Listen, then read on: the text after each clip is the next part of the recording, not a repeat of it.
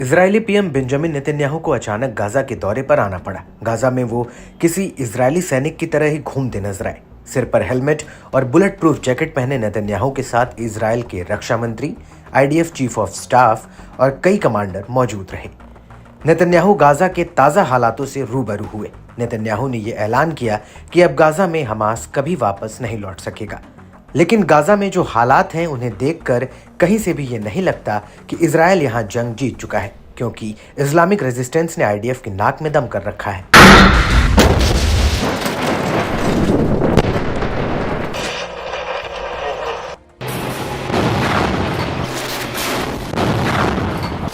Gaza मलबों के ढेर से पटा दिखाई दे रहा है और वहां की टूटी फूटी इमारतों के भीतर से आईडीएफ पर घात लगाकर हमले हो रहे हैं। लेबनान के बाद गाजा में भी इजरायली सेना को कई जगह भारी नुकसान पहुंचा है। हमास एक बार फिर से हावी होता दिख रहा है और इसकी असल वजह अल कसम ब्रिगेड है, जिसके लड़ाके गोरिल्ला अटैक में माहिर हैं। ये लड़ाके इजरायली सैनिकों और टैंकों पर घात लगाकर भीषण हमले कर रहे हैं।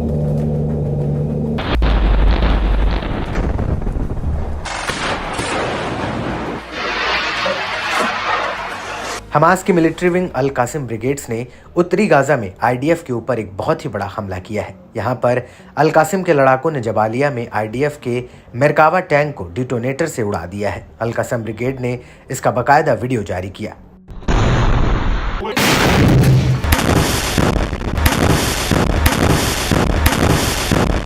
इस वीडियो में अल कासिम ब्रिगेड के लड़ाके दिखाई दे रहे हैं। पश्चिमी जबालिया में अल फखारा इलाके की दावास स्ट्रीट के एक बिल्डिंग में छिपे ये लड़ाके शुआत एक्सप्लोसिव डिवाइस की वायरिंग कर रहे हैं। इसके बाद एक मेरकावा टैंक को धमाके के साथ उड़ा दिया जाता है।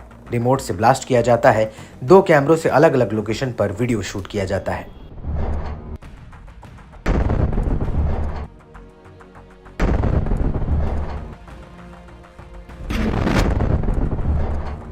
गाजा पट्टी के उत्तर में खासतौर से जबालिया कैंप के पास आईडीएफ के साथ कबातिया समूहों में अल कुद्स ब्रिगेड के लड़ाकों के साथ भीषण जंग छिड़ी हुई है।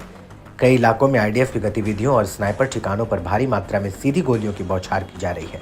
अल कासिम ब्रिगेड का दावा है कि उसने हाल ही में 3 इजरायली ड्रोनों को भी अपने कब्जे में ले लिया है।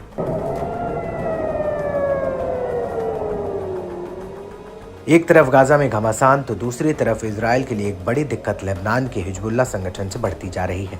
हिजबुल्लाह की बैलिस्टिक मिसाइलें अब तेल अवीव के भीतर तक मार कर रही हैं और आयरन डोम उन्हें रोक नहीं पा रहा है।